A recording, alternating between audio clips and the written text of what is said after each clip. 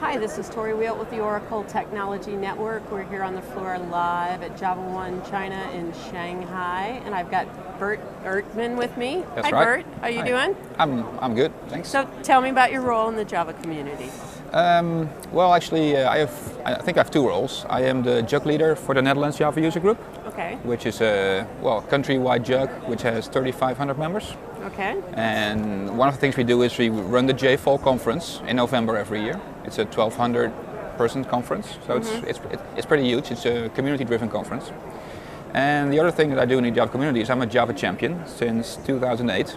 Congratulations. And as part of that, I try to give feedback to stuff that Oracle's been developing with Java, and try to engage as much with the other Java champions as possible, because they are a wealth to tap into.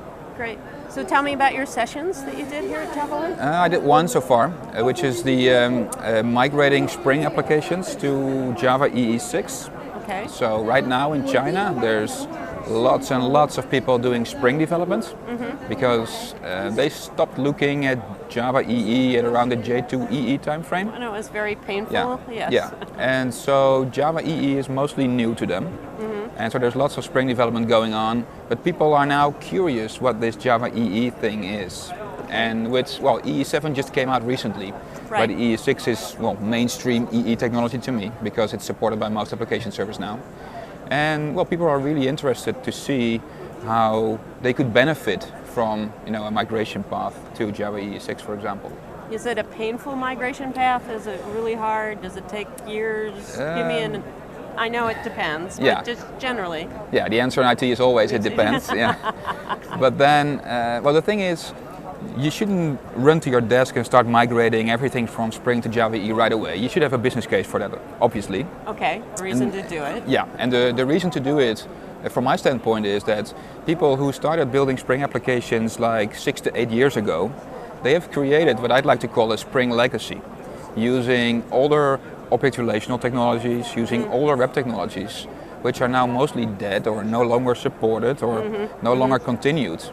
And if those applications have to go for another 5 or 10 years, then you're facing some serious technical debt.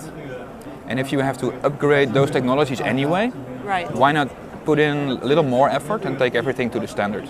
Oh, and then things get much easier. You made Yeah. a great leap forward in terms of the technologies you're Yeah, using. because you have compatibility insurance. So I hear a lot from people that, Java EE being a standard, that doesn't say anything. Well, I think the standard is about compatibility.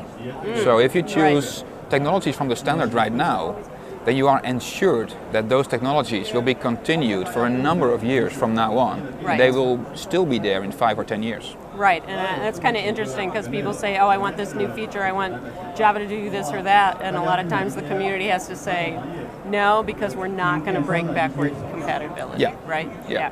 Okay, so is this your first time to China? Yeah, actually it is. So It tell is. me about it, tell me your impressions. It's been an interesting experience so Yeah. far. It's really hot and humid out here, so Right. so that's hard. I mean, the minute you step outside, you're soaked. Right, we're calling So- it the Great Wall of Heat, if you want to know. Yeah, it is. So somebody told me that's China's passion for Java embracing us, right? Okay. That's the better way to put it. So we're feeling very embraced. Yes. And the good thing is there's lots and lots of interest from Java developers here at JavaOne Shanghai.